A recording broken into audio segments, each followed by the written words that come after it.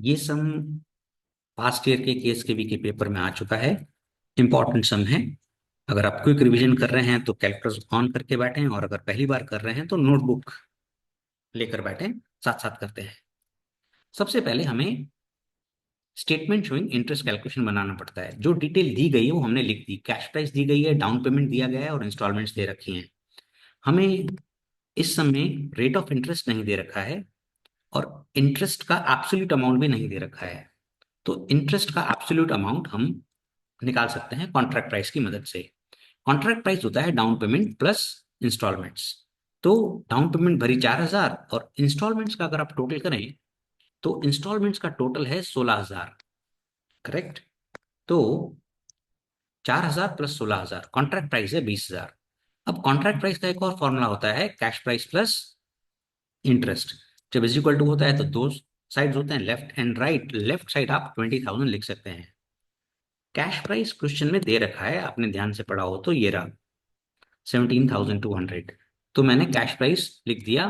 Cash price के नीचे interest compute कर सकते हैं डेफिनेटली। 17,200 इज इक्वल टू इधर चला जाएगा, माइनस हो जाएगा, इंटरेस्ट हो जाएगा 2,800।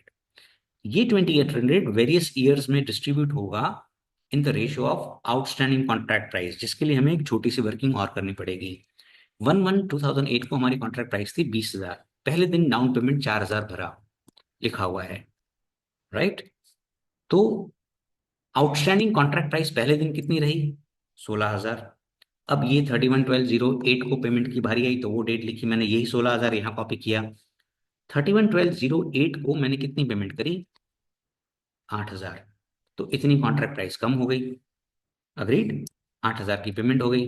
अब 16 में से 8 गया तो कितना बैलेंस रहा? 8,000। करेक्ट। 31/12/09 को यही 8,000 यहाँ लिखा। अब 31/12/09 को कितनी पेमेंट करी? 4,000। तो यहाँ पर मैंने इंस्टॉलमेंट में 4,000 लिखा। 8,000 में से 4,000 पे कर दिया, तो कॉन्ट्रैक्ट प्राइस कितनी आउटस्टैंडिंग रह गई? 4,000। 31/12/2010, यही 4,000 मैंने यहाँ कॉपी किया, और लास्ट में मैंने 4,000 दे दिया और नील कर दिया। अब रेशो कंप्यूट करें तो 3 3 0 कट, तो 4 1 ज़ा 4, 4 2 ज़ा 8, 4 4 ज़ा 16। 4:2:1 के रेशो में डिस्ट्रीब्यूट होना चाहिए इंटरेस्ट। इंटरेस्ट कितना था? 2,800। अब हम टेबल पे आते हैं। 2,800 इंटरेस्ट है, वो मैंने इंटरेस्ट के कॉलम में डाल दिया। पहले दिन इंटरेस्ट जीरो होता है, डू यू अग्री? राइट, क्योंकि डाउन पेमेंट पे करते हैं तो इंटरेस्ट जीरो होता है। अब बाकी के ईयर्स में ये 2,800 जाएगा 4:2:1 में, जो अभी अभी आपने कंप्यूट किया। मैंने जस्ट यहाँ पे लिखा है ताकि मुझे बार बार पीछे नहीं जाना पड़े। कैलकुलस ऑन करें, 2,800 टाइप करो, डिवाइड का बटन दबाओ, 7 टाइप करो। 7 कैसे आया? 4+2+1, फिर इंटू इंटू दो बार दबाओ, फिर 4 is equal to 1,600, 2 is equal to 800, 1 is equal to 400। तो ऐसे आप डिस्ट्रीब्यूट कर सकते हो इंटरेस्ट को। अब इंस्टॉलमेंट 4,000 की है, पहले दिन इंटरेस्ट जीरो है, तो 4,000 माइनस जीरो इज 4,000। 17,200 पे करना था, 4,000 पे कर दिया, 13,200 बैलेंस। यही 13,200 इधर आएगा। अग्रीड। 8,000 में से 1,600 रुपीज इंटरेस्ट है, तो टीसीपी इज 6,400। 13,200 में से 6,400 गया, 6,800। यही 6,800 यहाँ बैलेंस आ जाएगा। अग्रीड। अब 4,000 में से 800 गया तो 3,200। 6,800 में से 3,200 गया, 3,600। यही 3,600 यहाँ आएगा। करेक्ट। 4,000 में से 400 गया तो 3,600, और ये स्क्वायर्ड अप हो जाता है, बैलेंस जीरो आता है लास्ट में। टोटल करेंगे तो ये आ जाएगा। अब हमसे इंटरेस्ट कैलकुलेशन टेबल ही 5 मार्क्स का है, तो 5 मार्क्स तो 10 में से 5 मार्क्स तो यही है। अब journal entries for the first year in the books of both the parties. तो पहले हम journal entries in the books of Meera करते हैं। अब सबसे पहले हमने एसेट अक्वायर किया है, machinery account debit to Geeta, 17,200।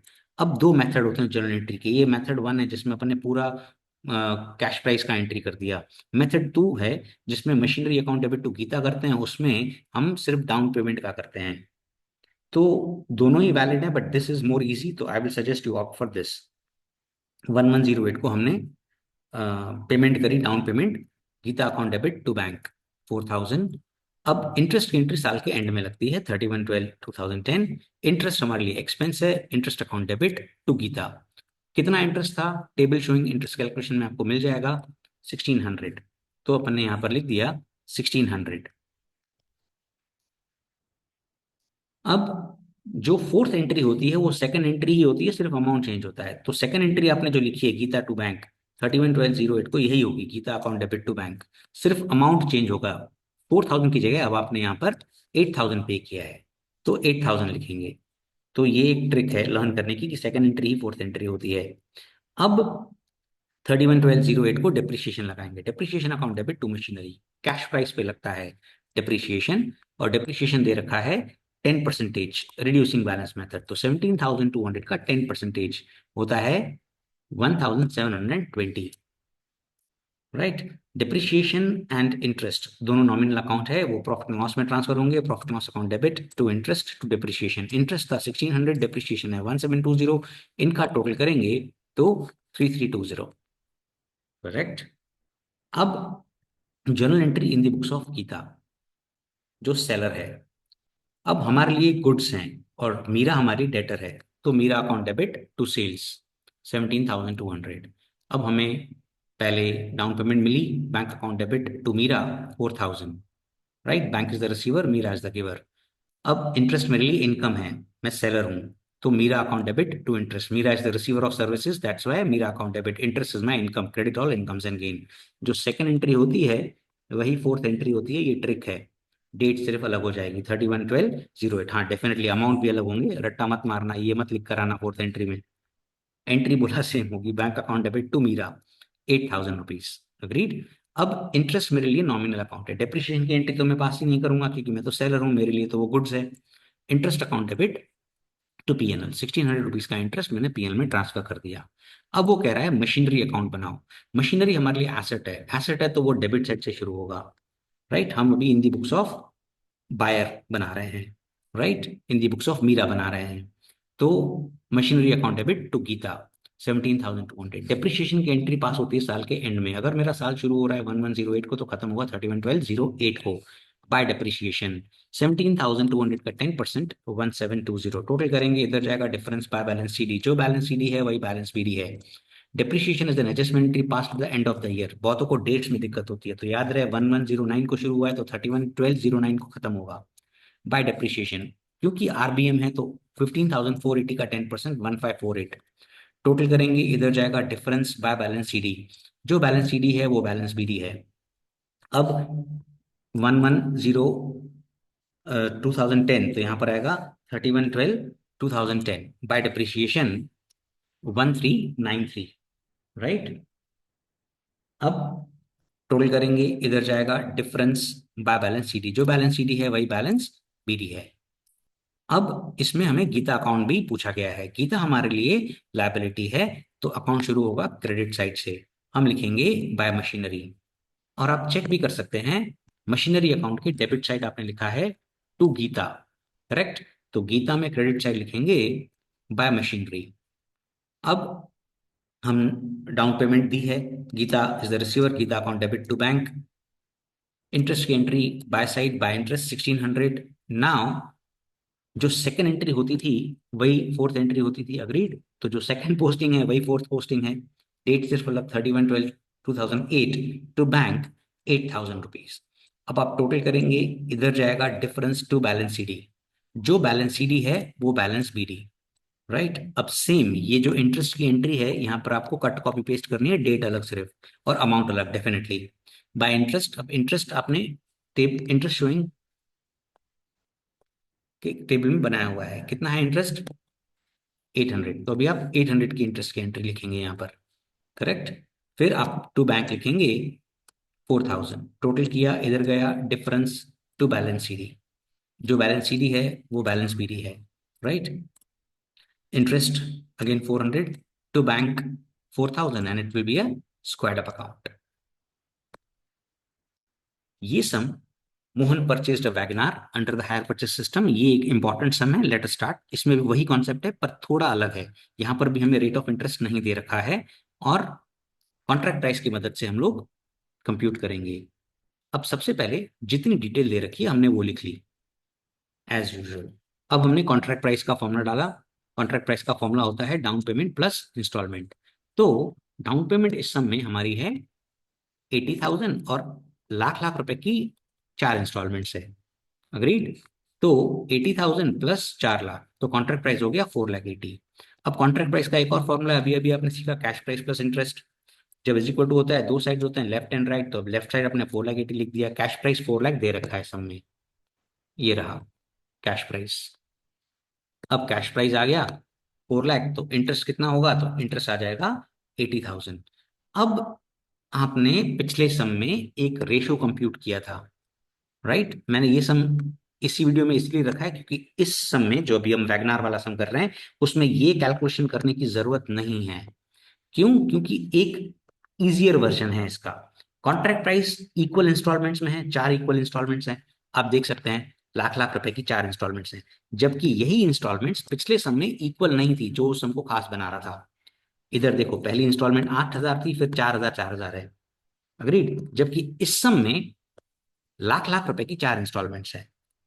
Correct.